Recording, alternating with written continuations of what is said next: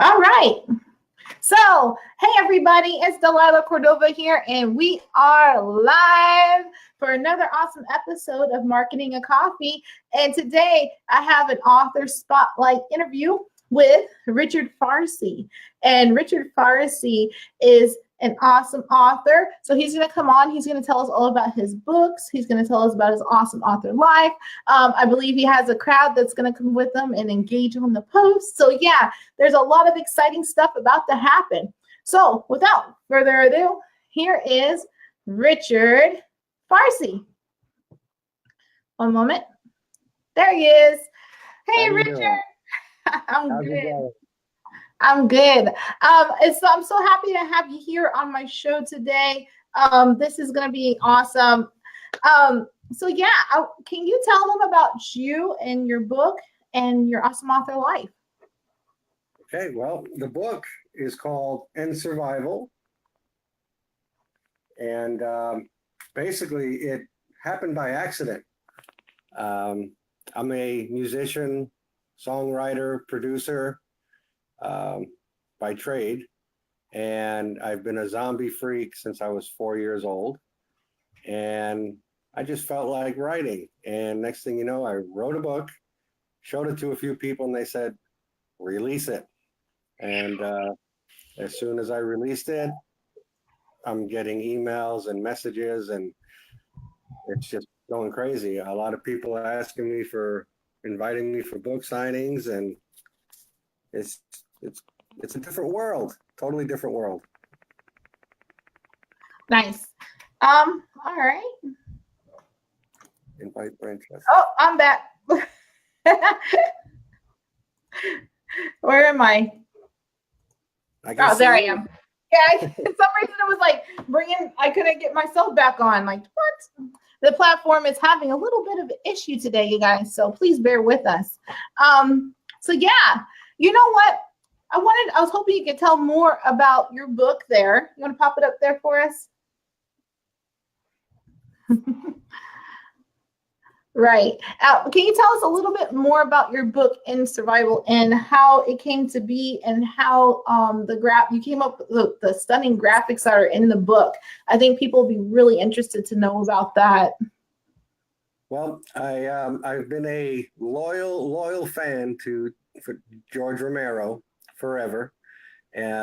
He kept things simple, and I basically wrote this book not with any paid for illustrations or anything like that. Everything was done by freehand and dirt cheap, just like he used to do it. It's basically a book about survival from one man's point of view.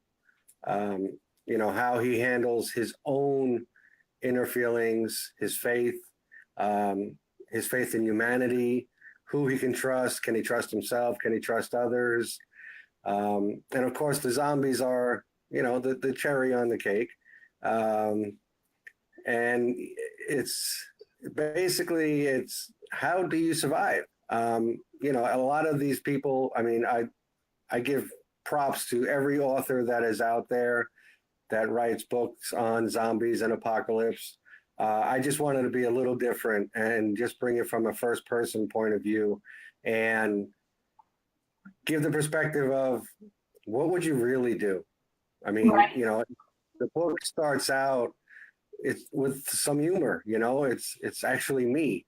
I always talked about zombie apocalypse. Am I ready? Do we have this? Do we have that prepared? And people look at me like I was crazy.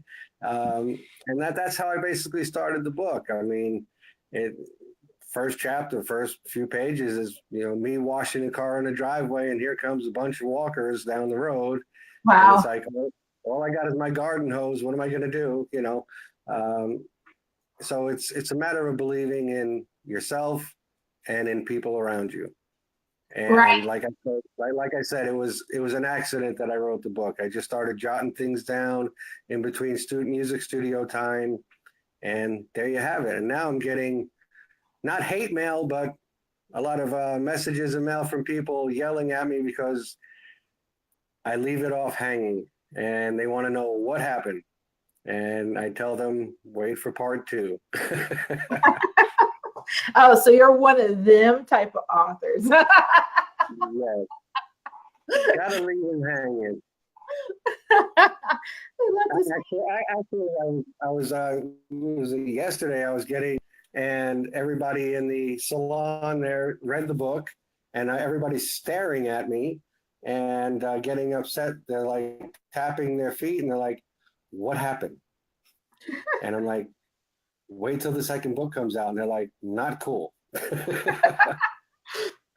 Now, your zombies, from what I could see from the illustration, are they similar to the Walking Dead zombies, or are they just a bit different? Or, what are we expecting from these type of zombies?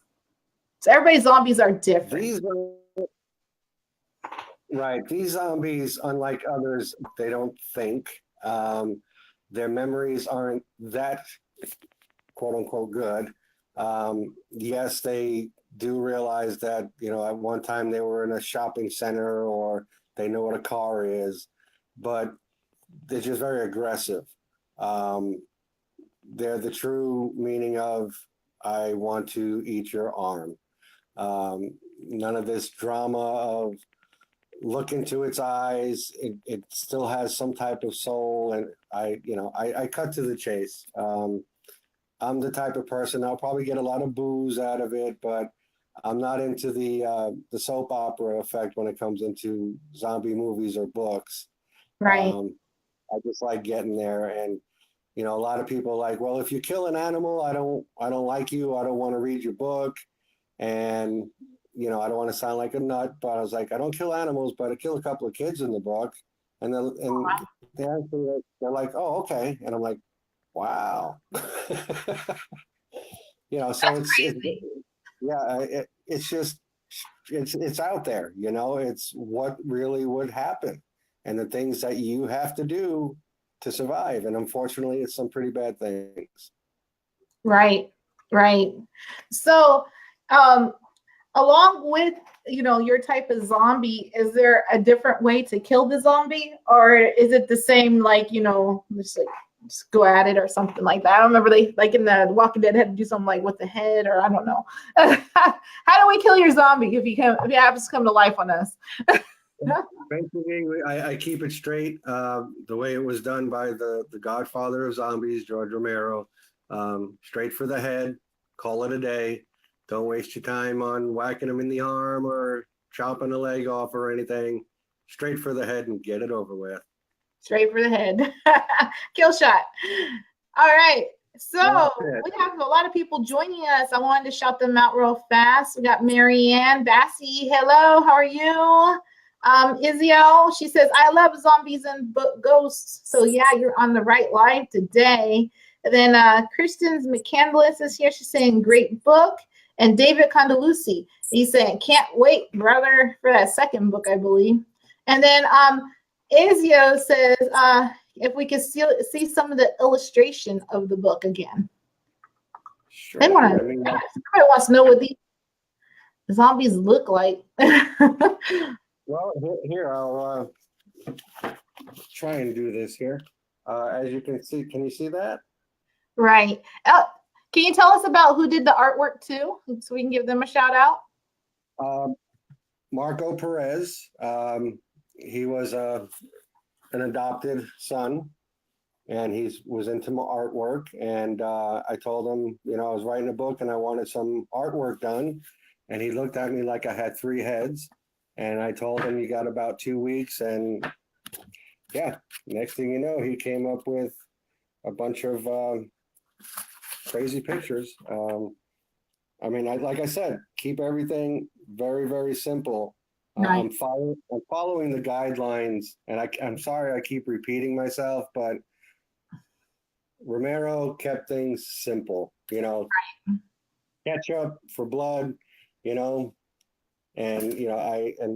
that's how I'm doing it. I'm going back to the roots, bare roots. Hand drawn pictures, and nothing technical. Nice. You know, I like it. I like it because you can see the creativity that's been put into the book.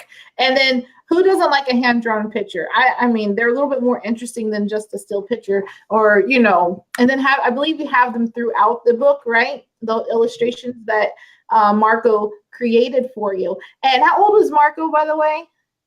27 years old. Oh, wow. Okay, cool. So he's on the verge of great things with this, So with that being said, what inspired you to become a writer, and especially in this genre? Well, like I said earlier, I still am a musician and a songwriter and a producer. So I've been writing since I was 10. I always overdid myself in school when it was time for book report. And it's just, I seen too much, how do I put this, being nice? There's a lot of zombie books and movies out there where zombies are running full speed, look like they're on adrenaline rush. They're talking, they're thinking. And I'm like, I want old school. I want to go back to the basics and get stupid, get funny, get real. Right, and right. I guess that's what just made me put it together. You know what? When you're talking about that, there's a one movie with the one big actor, and the zombies are like running really fast. Like me and my kids, we couldn't get through the first 5 minutes of it. Like as soon as it got chaotic, we're like, nope, this is too real. Are we talking about World War Z? Yes, I couldn't. Yeah. I didn't finish it. I couldn't finish it. I got to the part where they were running in the car and all this. I'm like, oh no. I remember a quote at that George Romero. He's like, zombies don't run. What would happen? Did they go to a spa and get some exercise, and all of a sudden they're sprinting? So it really, I mean, they're thinking. They made a ladder to climb the Great Wall in Israel, and no, they're dead. They have no brain thought whatsoever. It's eat and to survive in their own little world. Be to go back to 1968, and that's even the way I do my music. Old school. None of this computerized, digital, fake stuff, and keep it raw, keep it fresh, keep it real, and that's what I'm trying to do. Right. Nice. I love it. So, tell us about you and I want to know more about you and your author life, and a little bit about your family and how they support you. Well, basically, author life is new. Like I said, it happened by accident. I'm on a book tour. I'm triple booked, which is, at my age, I'm trying to figure out how to stay awake. I have places hitting me up that are so excited about the book, the way it was done, my attitude towards everything. And it's a great feeling. It really is, that to know people are sitting in their living room or in their den reading something that you wrote. It used to be, wow, I got people, because I was able to see statistics. All these people in Australia are listening to my music in their living room right now, and now they're reading my book. Nice. So it's a whole different avenue and feeling. It's hard to explain. My family, my kids think I'm nuts. I started them out at a very young age, and I built haunted houses every year. I mean, haunted houses where the parents used to send their kids in and laugh, and I'm like, why don't you try coming in? And I've had so many pairs of shoes left on the front lawn because they just took off. And my kids were all involved in it. And, my daughter actually wrote the first page in the book, a poem.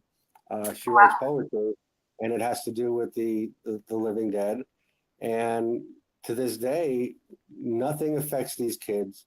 They're like, you ruined us. We don't get scared at anything anymore. And now we just want to scare people. Thanks, Dad. So everybody is very, very supportive. My parents are like, what'd you do now? I didn't become the doctor, but it's everybody's behind me, and it's really great. Lovely. I love it. I love it. So yeah, you guys, if you have questions for the author, make sure you leave them below. If you are just now watching, make sure you guys give me a hashtag replay so that we know that you have came by. In order to make our video or get Richard Farsi's name out there farther, I need you guys to share if you are enjoying his story. So with that being said, I wanted to talk a little bit about authors. And with you currently being booked out and the successes that you've had, do you have any advice for other authors? My advice is stick to your own ideas, your own thoughts, your own feelings. I see a lot of people out there asking for advice. How do I start to write a book? What should I write a book about? To me, if you have to ask those questions, it's not really in your heart. You should already have an idea that comes right out and you put it on paper. Just go with your feeling. Go with your first gut instinct. Don't be afraid. I mean, what's the worst that can happen? You sell one book, okay, pick yourself back up, write another one. Everybody learns from their mistakes. And if your heart is truly into it, you're not going to make a mistake. It's hard work. It's annoying sometimes. You can't just sit there and say, I'm going to sit down tonight and start writing for my book. It has to come to you. I'm not getting all spiritual out and everything. It's just there, when you feel it, make sure you got a pen and a paper around, because that's when your ideas hit. You wake up at 2:00 in the morning with a thought or a dream, write it down. It's all about what you feel, not what everybody else feels. I mean, Richard Farsi can tell you 12 million things on how to write a book. But Jack and Jill are totally different than me. Their thoughts are different. Their heart is different. The subject matter is totally different. You have to go with what's in your heart and stick to it, and don't let people put you down. Don't let them tell you that you're never going to get anywhere. Self-confidence is the key. Right. It's so important to be confident in what you're putting out into the world, and you never know unless you do it. So yeah, love it. It's great advice. I know that you have. You mentioned one person, Marianne Bassi. Is she still on? I believe so. Well, she was my third grade teacher. Oh, wow. So I have to be very, very careful in how I speak and use my punctuation and everything else, because she can still reach out and give me an F somehow, some way. So, Shout out to Marianne Bassi for sticking with Richard the whole ride through. I'm still in touch with a lot of my teachers on social media. They were a very, very big influence. They still are. They still back me. They still say things that I don't want to repeat that how I used to be in school, but if it wasn't for them, I wouldn't be successful in music or now in writing a book. And it's them that I really have to thank. Right. Right. Those mentors, the people that we grow up from when we're smaller, that mentor us into our adulthood, they're like so important. And people don't sometimes they don't understand how important having those attachments to, great people, or people who are going to stick by your side through your life, I mean, you can't walk your life with everybody, but if you have just those few key people that have implanted into you something great, then yeah, you're destined, I just have to say, it's really important. Really important. Very important, definitely. And if I may, there's one thing that I really would like to say, because I found this out in the music world, and I found this out with a few people that I know that started writing books. people, please don't forget where you came from, and don't forget your friends Right. and the people that you used to associate with. And now that you're doing what you're doing, you're not better than they are. They are your friends. They are from your neighborhood. They help mold who you are. Right. And everybody should just, everybody's equal, and just keep it rolling. Don't, not one person is better than the other. Right. Right. So yeah, awesome. I wanted to flip back to the book for a second. And Oh, that way. Okay. I wanted to flip back to the book for a second because as you were talking about, a few things, I wanted to ask you about characters in the book and about the main characters, and how you came up with those characters. Well, the main character, his name is Tyler. I didn't want to use my name, but it's really me because he's, kind of airheaded sometimes, and has a very, very dry sense of humor. So I based that character off of myself. A lot of the other characters that are in there are just from everyday experience. When I'm out there on the road, whether it be for music or for other things, I see people's personalities, and I pay attention and I absorb it. And when I'm writing, I basically say, hey, I remember this guy in Orlando, Florida. He acted like a real pain in the you-know-what, and he had an attitude. Things I retain a lot, and I use a lot of it in the book. I base it off of the experiences of, it's not creepy now, just people watching, and whether it be at a Disney park, Universal Studios, or just, you get to see different types of people, and I feed off of their attitude, the way they present themselves, and that's how I put it in the book to make it fit. Nice. So, as I'm not an author. I'm just like, your neighborhood friendly marketer. So, but to me, the writing is not my strong suit. But when you are writing, because to me, zombie scenes are like really detailed and, really there's a lot going on in one scene. And when you're trying to capture that scene on paper, how do you do that? Like, how do you get like all the details so that it comes out to be in your mind, in the reader's mind as you portrayed it on paper? Well, let's go back to when we were 5 or 6 years old. We were watching cartoons, and how is the road runner going to get the coyote, and it's just, what do you want to see happen while you're writing? What do you want to see on the screen? And that's how I did it. I as I was writing, I was like, wow, this will look good on film. Or I can picture myself in the middle of this right now. And it's just, like the camp, the army camp scene in the book, there's a lot of detail, and a lot of things were happening back and forth very quickly.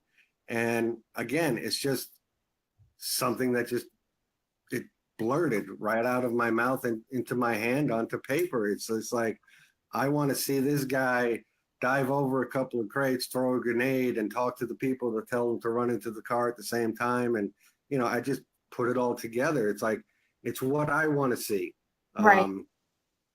action wise. And it's hard to describe. I'm a new author. Are we supposed to be like weird or something? I don't know, but that's how I came up with it. Nice. I always wondered, like, like all the intricate, so much that has to go on in your mind as you're doing it, and to get it written out the way it's, so I just wanted to ask that.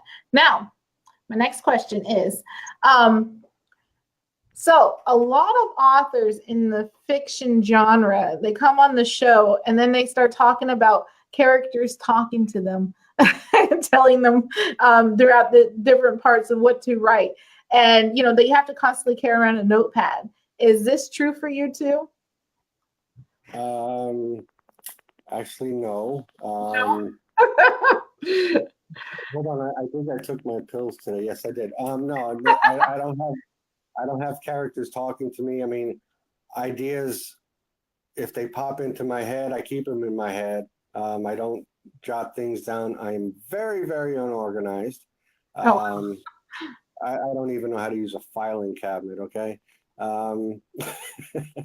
It's just, you got to be in the mood. When it hits, it hits, and that's how I do it. So, but when so no characters talk to you. So I'm like trying to fathom the idea because everybody says this. So you're not crazy.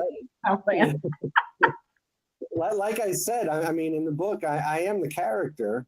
So I go off of my craziness, and my love of zombie movies, zombie books, and everything else. And, I watch them like, what if we tried it this way? I would do this, I would do that. And I make sure I watch another 10 movies to make sure they didn't have the same idea. And all right. Basically it. So now I know you left everybody on in survival at a cliffhanger, right?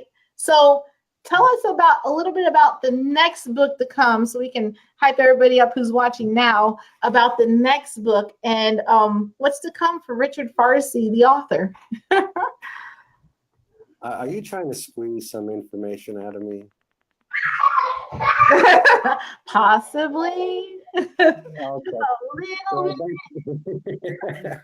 I don't want to give too much away, but and I feel so bad because when I wrote the book, it was a while ago, and there wasn't even an RV considered in a zombie movie. But now The Walking Dead seems to have a stash of RVs all over the place. We left off with Tyler stuck in an RV. He thought he was safe. Now he's surrounded.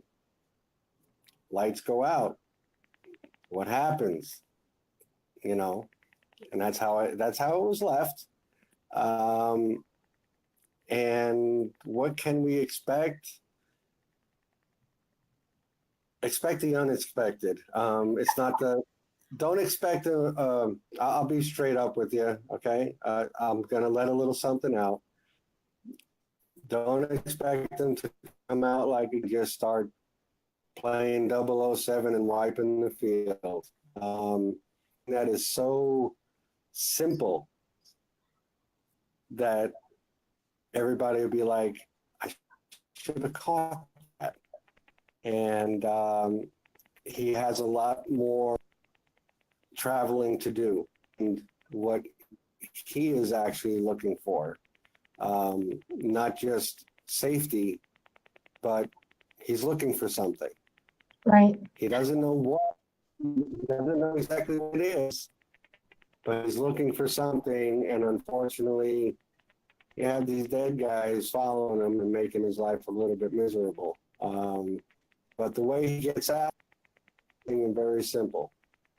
So in the next book, I believe in zombie books, you go through a lot of characters, right? So in the next book, what are there going to be, cooler, better characters in the next book? Or are they going to be somewhat the same characters from the old book? I have as many drama queens in the next book. The new book is definitely, it's going to have people that I've been associating with. And some of them are in the military, some of them are in the music world, and some of them are people that belong.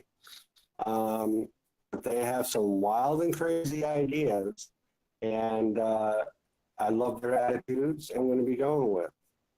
Nice. You're going to have some crazy people in there. Nice. So I have one last question and then we'll wrap it up here.